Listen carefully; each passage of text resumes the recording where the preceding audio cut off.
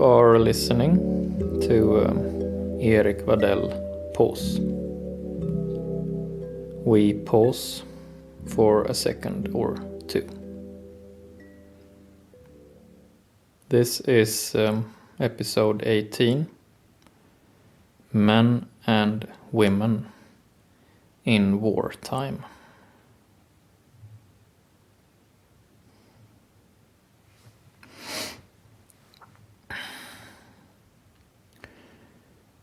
Today's episode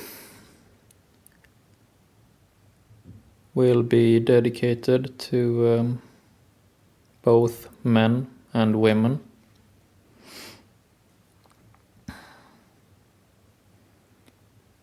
Today's episode is dedicated to our shared ground.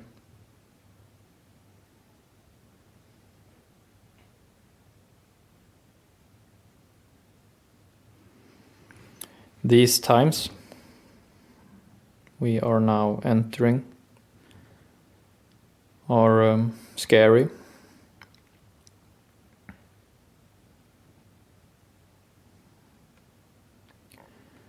We have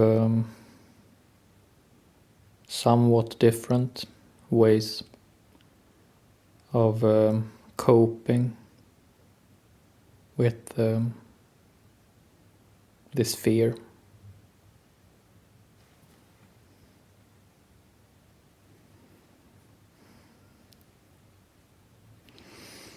If we look purely statistical, if we look to the political landscape throughout Western democracies, we have some trends.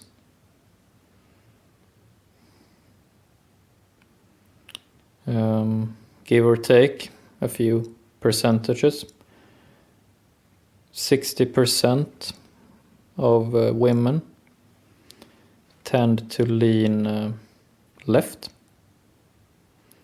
and the same number, 60% of men, tend to lean right.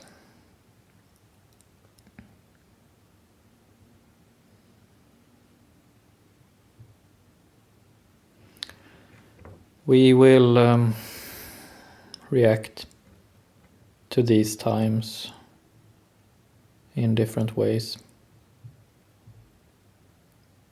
It is the same fear, the same challenges, but our roles are not the same. So our priorities will, by necessity, need to differ.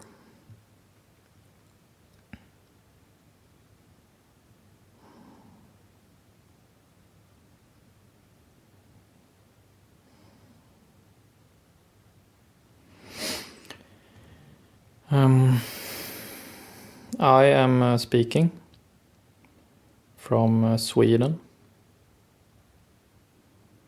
and Sweden is a country who does not have any direct experience of war. We have stayed neutral for 200 years. And to grow up in Sweden is to take peace for granted.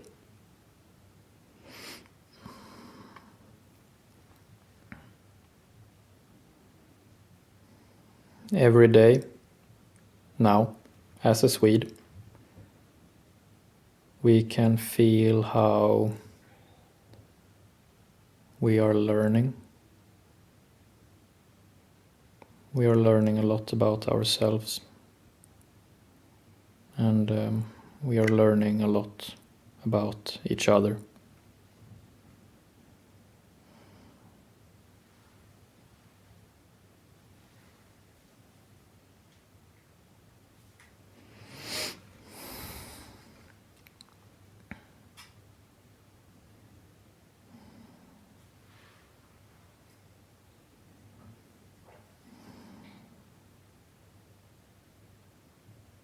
As I am speaking now on this topic, I can feel like I'm standing in front of this vast knowledge, about how it feels to live through war.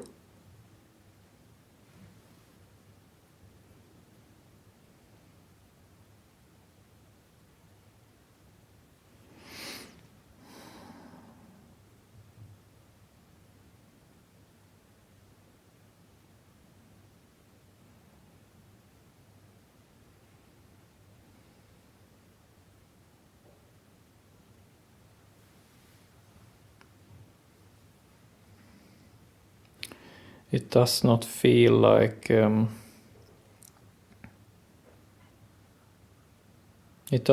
like I can claim to know what will be up ahead. I think I will face a lot of new feelings. I think I will surprise myself. I assume that I will at times disappoint myself.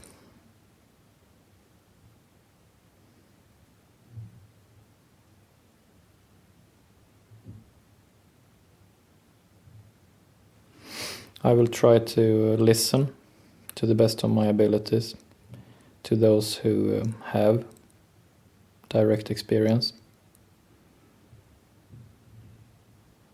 At the same time, I will try to experience whatever comes in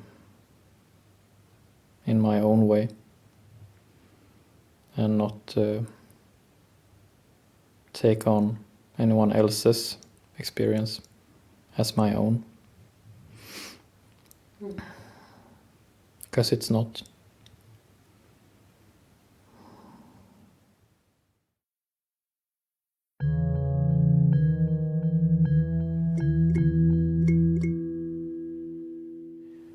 I do not think that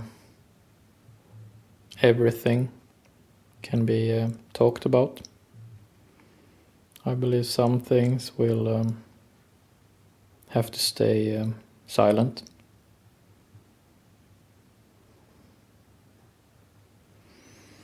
I do not think all things can be shared in group. And I do not think all things can be shouldered individually, neither.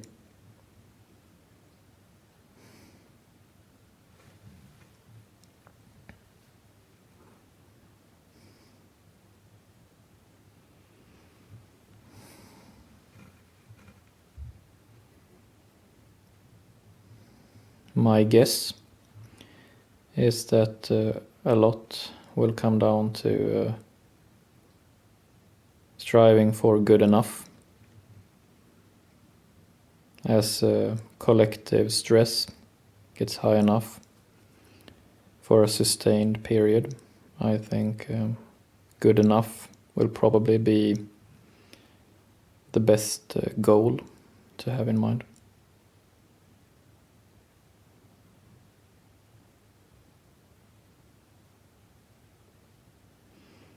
I think it would be naive to think that there is such a thing as perfection in stressful times such as these.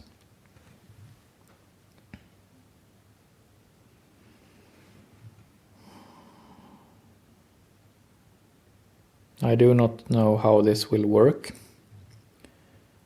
but I have an ambition, at least, to practice saying I am sorry to the women that I live with in our everyday life on a regular basis.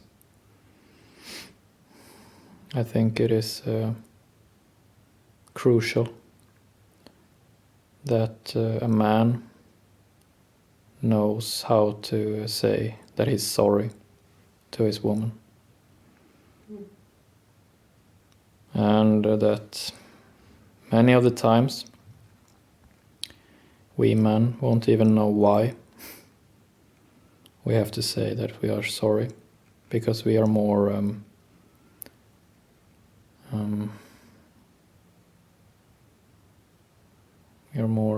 not robust, that's the wrong word, but we are more adapted maybe to more dangerous situations. So sometimes we have to say that we are sorry to our woman when we feel that she needs it, not because we necessarily understand why she needs it.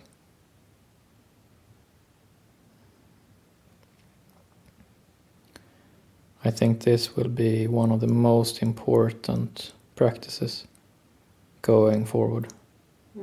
To say, I am sorry to our spouses, our parents, our children,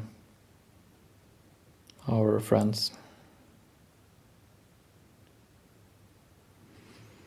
I think saying I'm sorry will be the deciding factor between the winning side and the losing side.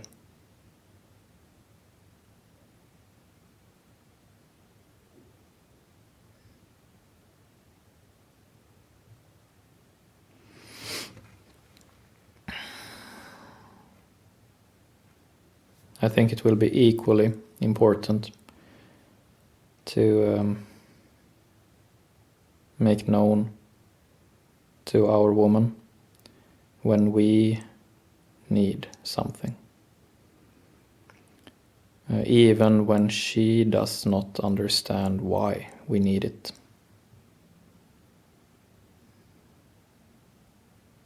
This is maybe even harder, but there are some things that are unforgivable for a woman, and there are other things that are unforgivable for a man.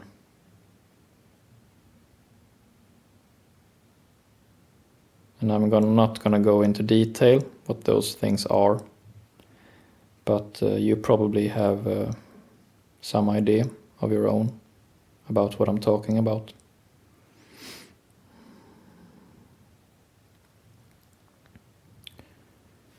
And if I do not help my spouse or my mother or my daughter, I do not have a daughter, but if I did.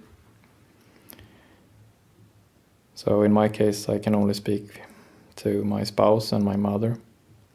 If I do not help them understand what is my minimum bar, what I need, that cannot be passed. If I do not let them know where that line goes, then I will do them a disservice. And they will do things they do not want to do to me. So it will be a lose-lose kind of situation. So we men need to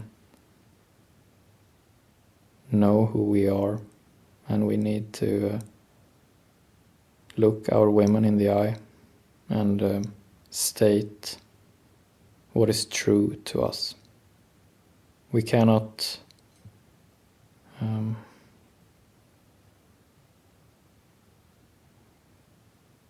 relativize, not on these things.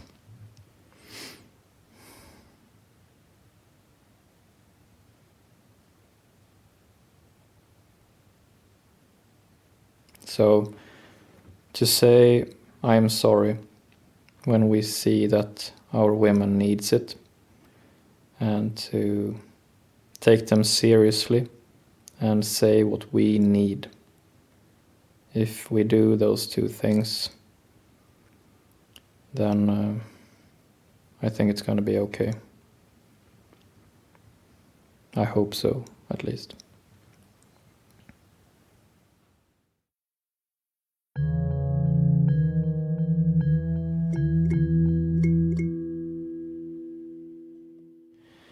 And we will have a lot of differences. We will have a lot of falling outs. We will devastate each other. We have different roles in these war times. And we will feel like we are failing, however we're doing.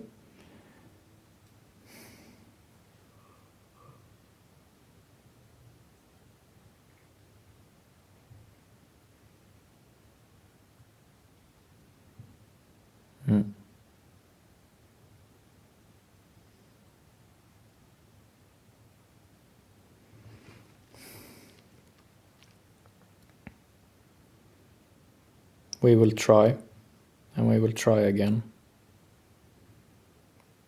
We will never stop trying.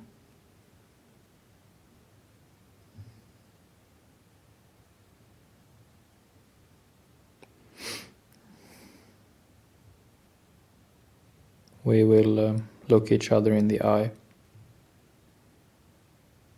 in different ways. We will ask questions.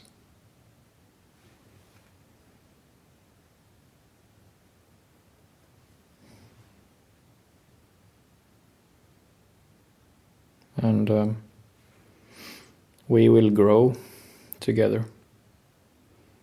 Some things that have been us will have to die, and other things that we do not yet know will become new parts of us.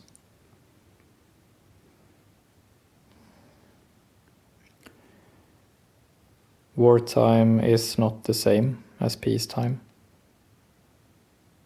We will change.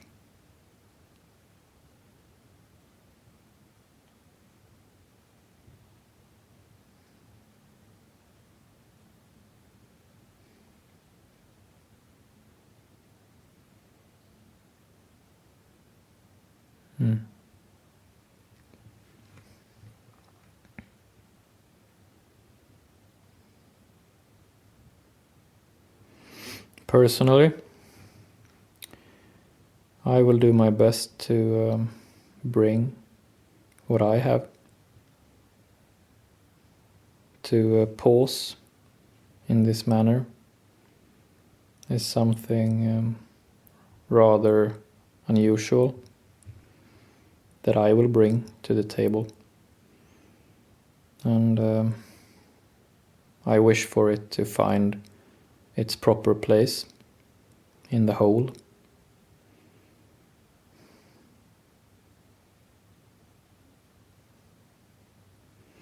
And I want to end with again saying that I feel that I am standing in front of this vast, unknown knowledge. I simply do not know what it means to be Erik in wartime. I do not know. And I am scared. I am extremely scared. And knowing that I am extremely scared by this vast unknown, I can sense that I get a little space to move. It frees up some movement.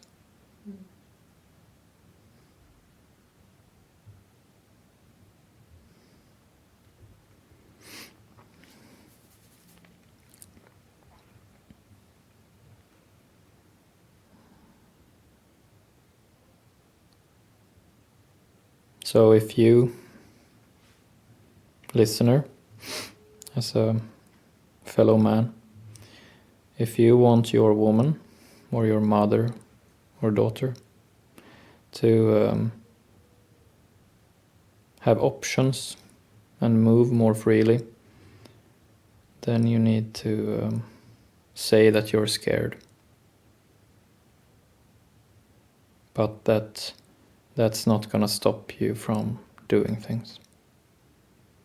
You are scared, but you will do things anyway, to the best of your abilities. And then we'll see how it goes.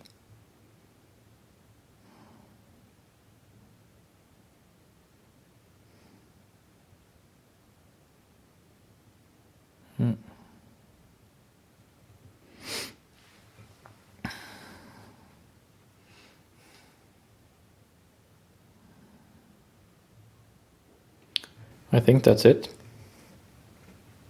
What I wanted to say on this. Do you have anything that you want to add or something? Yeah.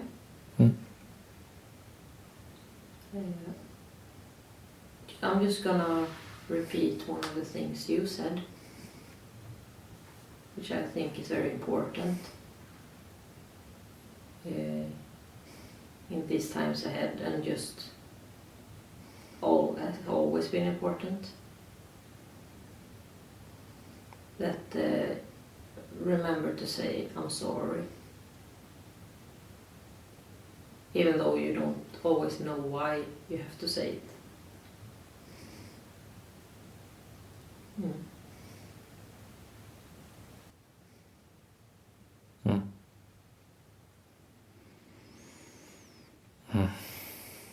To say that I'm sorry, even when I do not understand why.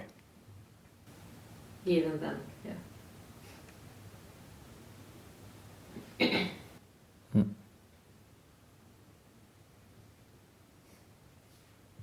Thank you. Thank you.